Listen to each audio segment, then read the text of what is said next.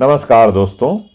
आज के इस वीडियो में जानेंगे कि जीवन की रेखा अंत में आगे चलकर दो भागों में यदि बटी हुई हो तो इससे कई व्यक्ति कई तरह के अर्थ निकालते हैं। तो आइए आज हम क्रमबद्ध तरीके से आपको इसकी जानकारी सटीक देते हैं। देखिए, जीवन की रेखा जो बृहस्पति का पर्वत है और ये निचला मंगल, इसी के ठीक बीचों बीच से निकलती हैं।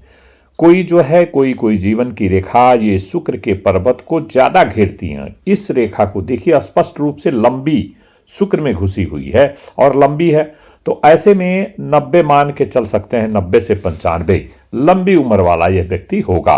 ये तो कंफर्म हो गया पहली बात से इस जीवन की रेखा। क्यों कि ये रेखा एक ज्यादा घुमावदार, ज्यादा जो है सर्कल ज्यादा बना के शुक्र के पर्वत में यदि घुस जाती है तो ऐसे में उस व्यक्ति की जीवन 90 प्लस मान के चलिए। और कोई भी जीवन की रेखा यहीं से निकलती है। कहाँ से? गुरु पर्वत और निचला मंगल पर्वत के ठीक बीचों बीच से ही निकलती है। वह उसकी एंडिंग किसी भी तरह से हो सकती है। तो आज के इस वीडियो में विशेष यह है कि ये आगे चल के यदि इस तरह से आप जैसा देख रहे हैं केतु के पर्वत पर जाके दो भागों में यदि बंट जाए तो इसका आप क्या तात्पर्य समझेंगे। इस तरह का जो आपने एंड में अभी देखा, ब्लैक किंग से मैंने राउंड अप किया और ये रहा बृहस्पति का पर्वत, यही रहा नीचे का मंगल, इसी के ठीक बीचों बीच से ये जो है जीवन की रेखा निकलती। देखिए, दो भागों में बंटने का अर्थ को अच्छी तरह से ध्यान से समझिए। पहला जो है ये जो है अच्छा सर्किल यदि बनाती है जीवन की रेखा और जाकर के शुक्र के पर्वत के ठीक नीचे जाकर के एंड होती है, तो इसका तात्पर्य यह निकलता है कि ऐसा व्यक्ति जहां उसका पैदाइश हुई है, जहां उसका बर्थ प्लेस है, एंसेस्ट्रल जगह जो है वहां, तो वहां पर ही अपना जीवन काटता है और वहीं पर अपना व्यवसाय या कुछ खेतीबाड़ी का काम करके वो वहीं पर अपने जीवन को त्याग देता है। जीवन पर्यंत रहता है। कहीं कहीं घूमने के लिए वो जा सकता है, लेकिन ज्यादातर उसके जीवन का बहुत सारा हिस्सा जो है वहीं कट जाता है। जो पहले वाला जो आप देख रहे हैं, जो फर्स्ट की तरफ चली गई है। दूसरा स्थिति ये हम आपको बता रहे हैं, दूसरी स्थिति जो केतु के पर्वत की तरफ चली जा रही है। ऐसे में वह व्यक्ति क्या करता है कि जो उनके फोर फादर से संपत्ति मिली है, खेती गृहस्थी जो भी है या कोई भी एनीथिंग, शोरूम, दुकान, जैसा भी व्यवसाय का या खेती का जो भी मिला है वह तो रहेगा।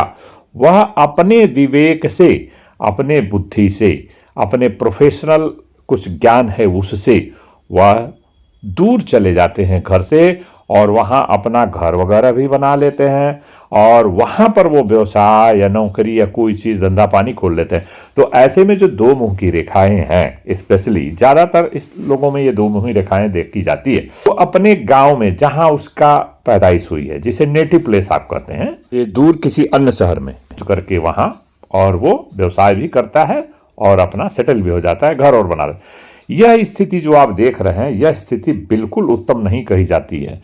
जब किसी व्यक्ति की हथेली में जीवन की रेखा दो मुही जा करके उसमें कई और ब्रांचेज यदि बन जाएं तो उससे क्या होता है, वह आमतौर से यह लाइफ जो है आफ्टर 65, 68, 70 के पास मान के चलिए, 70 के पार वाली जो लाइन है वहां पर यदि बहुत सारी रेखाएं, कई ब्रांचों में जीवन रेखा बचाती है, दो मुही, तीन मुही, चार मुही, तो ऐसे में वह व्यक्ति बीमार रह सकता है और बुढ़ापे का जीवन उसका कष्टदायक व्यतीत हो सकता है। ये उस बात का प्रतीक है। ऐसा यदि बनी हो तो इस तरह का व्यक्ति, दो मुही वाला व्यक्ति, जो रेखा जीवन की रेखा बटी हुई है केतु के पर्वत पर, तो अपने घर संपत्ति जो उसकी है, जो उसका जहां पैदाइशी है, उसका जमीन जायदाद है, वहां से उसको संपत्ति मिलती है तथा वो अपना कुछ व्यवसाय करके और कहीं और शहर में जाकर के कार्य करता है।